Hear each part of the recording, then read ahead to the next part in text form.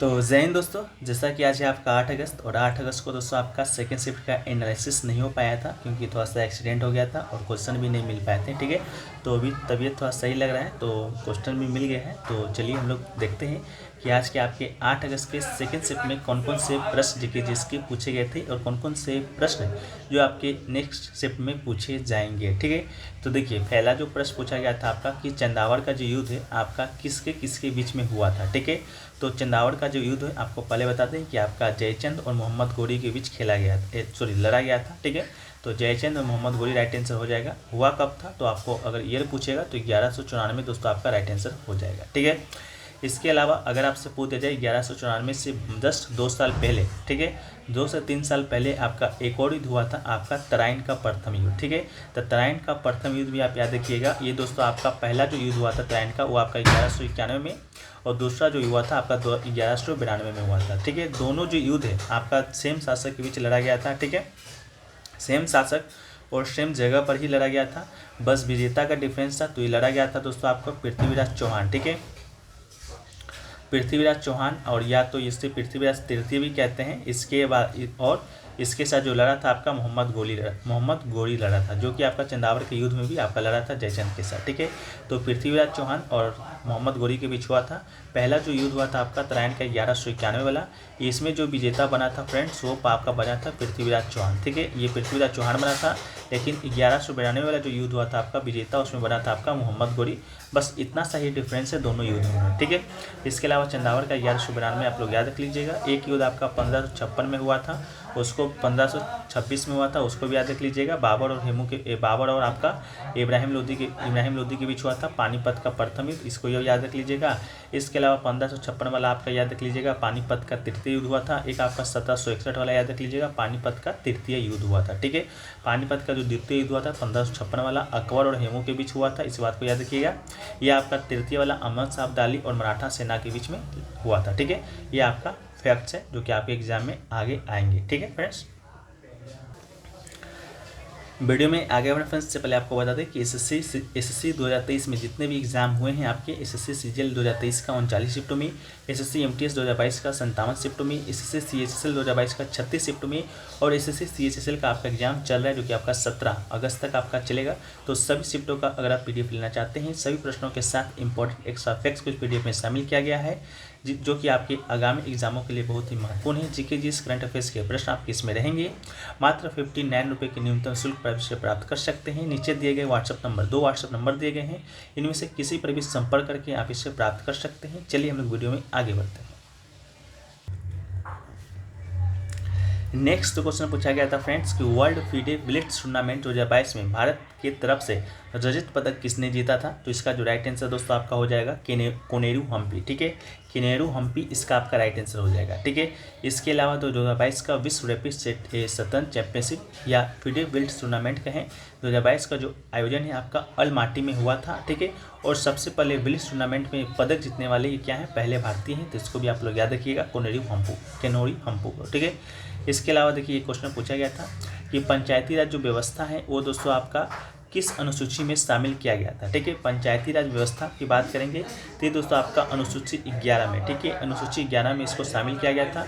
वहीं पर दोस्तों अगर आपसे नगर पालिका पूछ दिया जाए कि नगर पालिका को किस अनुसूची में शामिल किया गया था, तो ये अनुसूची आपका 12 में शामिल किया गया था 73वां संविधान संशोधन के माध्यम से। 73वां संविधान संशोधन हुआ था आपका 1993 में जो पंचायती राज व्यवस्था से संबंधित था। उसके अलावा 74वां संविधान संशोधन हुआ था आपका 1993 या 94 में ही, एक बार आप लोग वेरीफाई कर लीजिएगा, वो आपका नगर पालिका से संबंधित था। आपका पंचायती राज व्यवस्था से संबंधित अनुच्छेद 11 आपको शामिल किया गया था।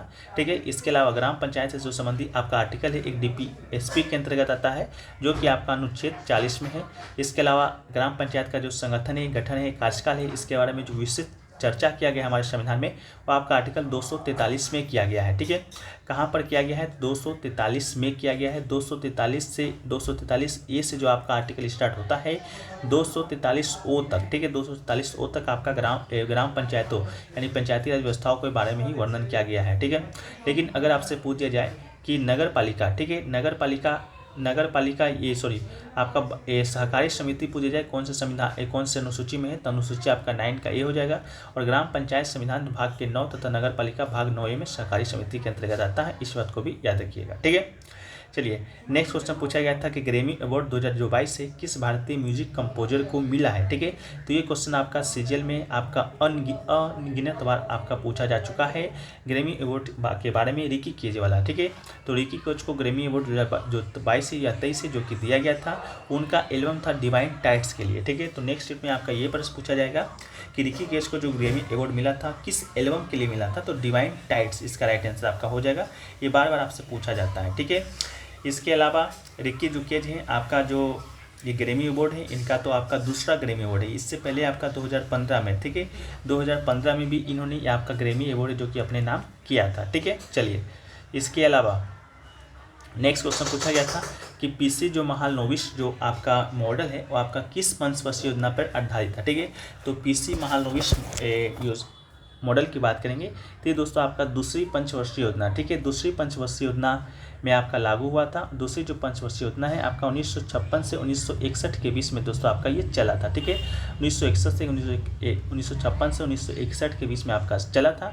इसके अलावा आप लोग बात करें, इनका जो पूरा नाम है भारतीय सांख्यिकीविद प्रशांत चंद्र महालनोबिस के द्वारा विकसित एक आर्थिक विकास मॉडल महालनोबिस मॉडल पर आधारित था। ठीक है, इसके अलावा पीसी महालनोबिस 1931 में कलकत्ता में भारतीय सांख्यिकी संस्थान ISI की स्थापना की थी। इसी कारण से उन्हें भारतीय सांख्यिकी के पिता के रूप में जाना जाता है। वो स्वतंत्र भारत के पहले योजना आयोग के सदस्य थे। ठीक है, तो ये तो बात हो गया दोस्तों आपका दूसरी पंचवर्षीय योजना का। लेकिन फर्स्ट पंचवर्षीय योजना की बात करेंगे तो ये दोस्तों आपका शुरू हुआ था 1951 में।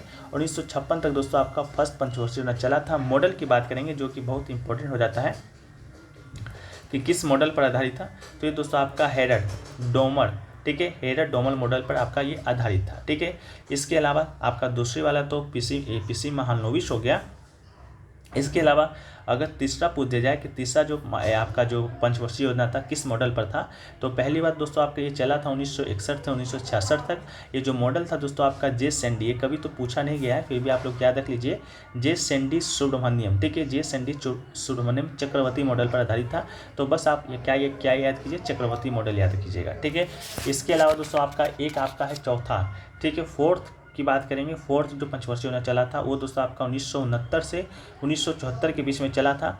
और इसके जो मॉडल पर आधारित था वो अशोक रुद्र एलन माने मॉडल। ठीक है, तो आप लोग क्या कीजिएगा, माने मॉडल आपको बस याद रख लीजिएगा, एम से माने, एम से मॉडल आपका चतुर्थ पंचवर्षीय योजना मॉडल पर आधारित था। एक आपका पांचवा याद रख लीजिएगा, ये बहुत इंपॉर्टेंट है, ये आपका सीजीएल में पूछा भी जा चुका है। पांचवा जो चला था आपका 1974 से 1989 तक चला था आपका ये पंचवर्षीय योजना। ये जो मॉडल पर आधारित था आपका डीपी धर मॉडल पर। ठीक है, डीपी धर मॉडल पर आधारित था। बस आपको इतना ही याद रखना है, मॉडल से संबंधित इसी के इर्द गिर्द आपसे जो क्वेश्चन है पूछे जाएंगे। ठीक है, नेक्स्ट क्वेश्चन देखिए पूछा गया था कि सूर्य के किरण से कौन सा विटामिन मिलता है। ठीक है, तो सूर्य के किरण से दोस्तों आपको मालूम होगा विटामिन डी। आप जब बच्चे होंगे, जब भी आप पढ़े होंगे कि सूर्य का जो किरण से कौन सा विटामिन हमें मिलता है, तो विटामिन डी मिलता है। ठीक है, इसके अलावा विटामिन डी की कमी से कौन सा रोग होता है, तो रिकेटस नामक रोग होता है, ये आपको मालूम होगा। ठीक है, तो विटामिन डी इसका राइट आंसर हो जाएगा। इसके अलावा नेक्स्ट क्वेश्चन की बात करेंगे तो मुलायम सिंह यादव को किस क्षेत्र में पद्म भूषण अवार्ड है जो कि मिला था 2023 में। ठीक है, तो मुलायम सिंह यादव के विषय में आपको मालूम होगा, ये आपका कहाँ के यूपी के पूर्व मुख्यमंत्री भी रह चुके हैं एवं समाजवादी पार्टी के संस्थापक थे। कौन, मुलायम सिंह यादव, जो कि आपके वर्तमान में जो अखिलेश यादव जी हैं, जो कि आपके ये भी पूर्व मुख्यमंत्री रह चुके हैं, उनके पिताजी थे। ठीक है, तो इनको मरणोपरांत आपका ये जो पद्म विभूषण है जो कि दिया गया था, किस क्षेत्र में दिया गया था ये आपसे पूछा गया था। तो इनको सार्वजनिक मामलों में, ठीक है, सार्वजनिक मामलों के क्षेत्र में या फील्ड में दिया गया था। तो राइट आंसर आपका सार्वजनिक मामला हो जाएगा। ठीक है, इसके अलावा बात करें आपका पद्म विभूषण 2023 का, तो टोटल 6 लोगों को दिया गया था। ठीक है, वो 6 लोग कौन कौन से थे एक बार हम लोग डिस्कस कर लेते हैं। तो सी बालकृष्ण दोषी थे, जो कि आपका दिया गया था पोस्टुमस में, जो कि आपका मैदान का नाम तो नहीं है, अन्य लिखा हुआ है, तो अन्य आपका राइट आंसर होगा। इनका राष्ट्र संबंधित बात करेंगे किस राज्य से है, तो गुजरात हो जाएगा। इसके अलावा दिलीप महालनोबिस की बात करेंगे तो ये दोस्तों आपका मरणोपरांत इसे दिया गया था दवा के फील्ड में, मेडिसिन के फील्ड में, पश्चिम बंगाल से ये आपके संबंधित हैं।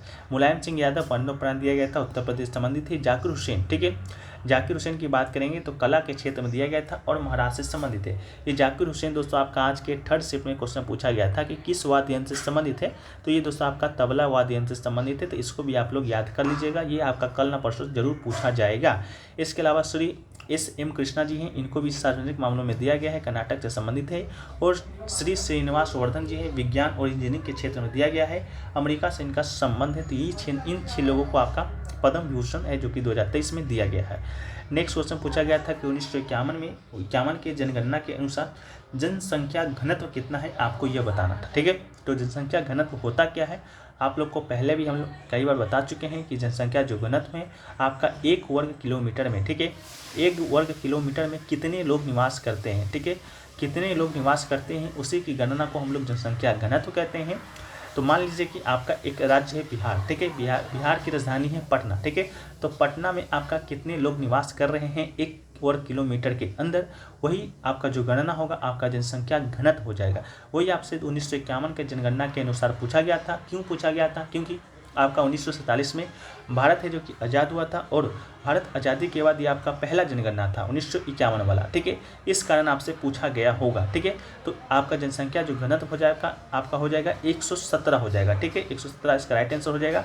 लेकिन 1951 से लेकर 2011 तक की बात करेंगे तो अभी तक 7 बार जनगणना आपका हो चुका है। ठीक है, 7 बार जनगणना आपका हो चुका है। लेकिन जब हम लोग बात करते हैं 1882 से, तो 1882 में जो आपका जनगणना हुआ था प्रथम ऑफिशियल, उससे बात करेंगे 2011 तक तो 15वां बार जनगणना आपका हो चुका है। ठीक है, तो 2011 के जनगणना के अनुसार हम लोग जनसंख्या घनत्व की बात करेंगे तो 382 व्यक्ति पर किलोमीटर है। ठीक है, जहाँ पर 1991 में आपका 117 था, वहीं पर दोस्तों आपका 2011 की जनसंख्या के अनुसार आपका जनगणना के अनुसार 382 है। ठीक है, इसके अलावा देश में सबसे अधिक जनसंख्या घनत्व की बात करेंगे 2011 के जनगणना के अनुसार तो आपका बिहार का है, जहाँ का जनसंख्या घनत्व आपका 1106 या 1104 है किलोमीटर, आपका 1 किलोमीटर में उतने लोग निवास करते हैं। सबसे कम आपका अरुणाचल प्रदेश का है, यहाँ का जनसंख्या घनत्व आपका मात्र 17 है। ठीक है, इसके अलावा आज़ादी के समय आपका देश की साक्षरता दर पूछेगा तो मात्र 12% था, लेकिन अगर वर्तमान में साक्षरता दर की बात करेंगे तो 74.04% है। ठीक है,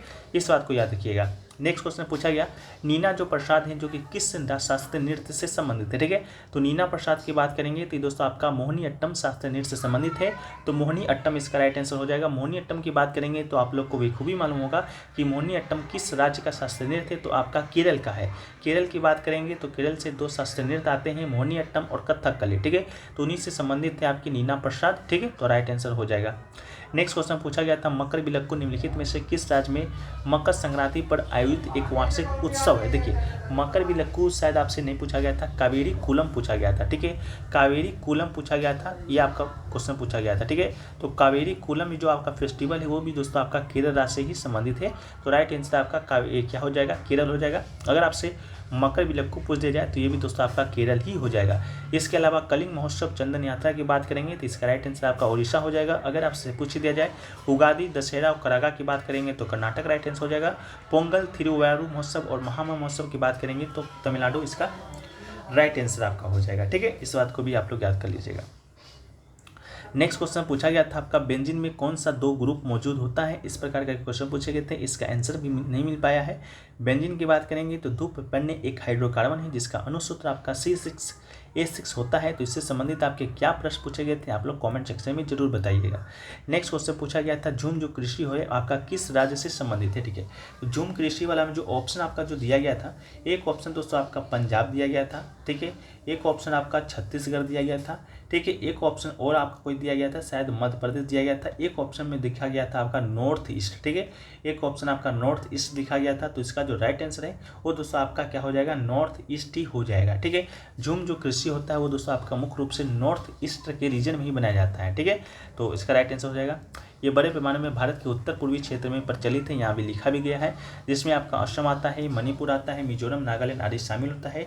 खेत के इस तरीकों को झूम खेती के नाम से जाना जाता है। इसे स्लेश एंड बर्न कृषि भी कहा जाता है। ठीक है, तो ये भी क्वेश्चन आपका बन चुका है SSC के द्वारा एग्जामों में कि स्लेश एंड बर्न जो कृषि होता है वो किस कृषि को कहा जाता है, तो उसका राइट आंसर आपका क्या हो जाएगा, झूम कृषि उसका हो जाएगा। ठीक है, एक क्वेश्चन देखिए पूछा गया था स्पिल द विंस इडियम, उसका मीनिंग पूछा गया था। तो देखिए the phrase spill the beans means to reveal information that was meant to keep private। an example of in a sentence he spilled the beans about the surprise party। ठीक है, तो इसका आपका राइट आंसर हो जाएगा, ठीक है। To reveal information that was the mean to keep the private, ठीक है।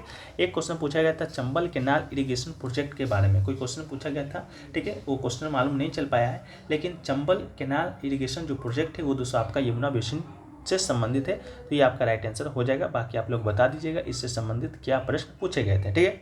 तो अभी तक दोस्तों आपका सेकंड शिफ्ट का यही सभी जो प्रश्न है आपका मिल पाया है। तो आशा करते हैं कि वीडियो आपको पसंद आया होगा। बाकी जो PDF है कल सुबह तक हम कोशिश करेंगे कि आपको मिल जाए, ठीक है। तो जब तक के लिए जय हिंद जय भारत।